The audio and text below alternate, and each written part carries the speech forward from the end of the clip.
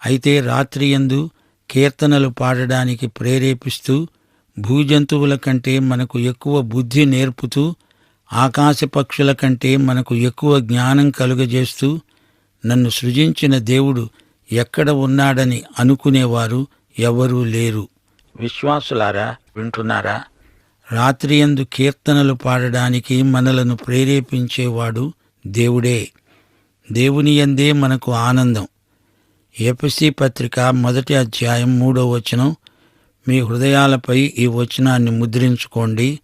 మన ప్రభు అయిన యేసుక్రీస్తు యొక్క తండ్రి అయిన దేవుడు స్తుతించబడునుగాక. ఆయన క్రీస్తునందు పరలోక విషయములలో ఆత్మ సంబంధమైన ప్రతి ఆశీర్వాదమును మనకు అనుగ్రహించాడు.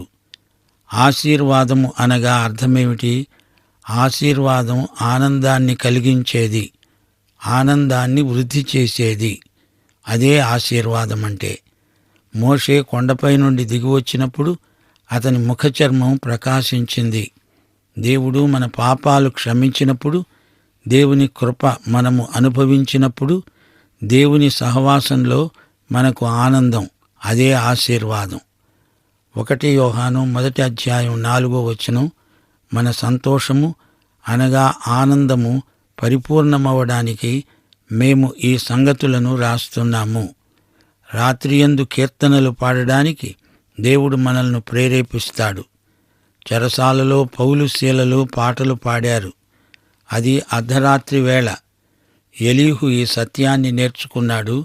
గోత్రకర్తల కాలంలో రాత్రియందు ఆనంద గీతాలు పాడుకునే కృప దేవుడు ఎలీహుకు అనుగ్రహించాడు.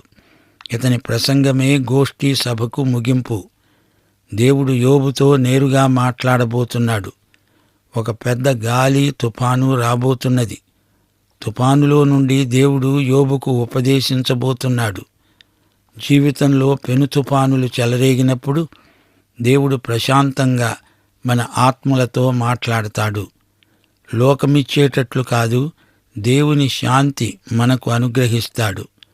మనకు దేవునికి ఎట్టి పరిస్థితి అడ్డము రాకూడదు.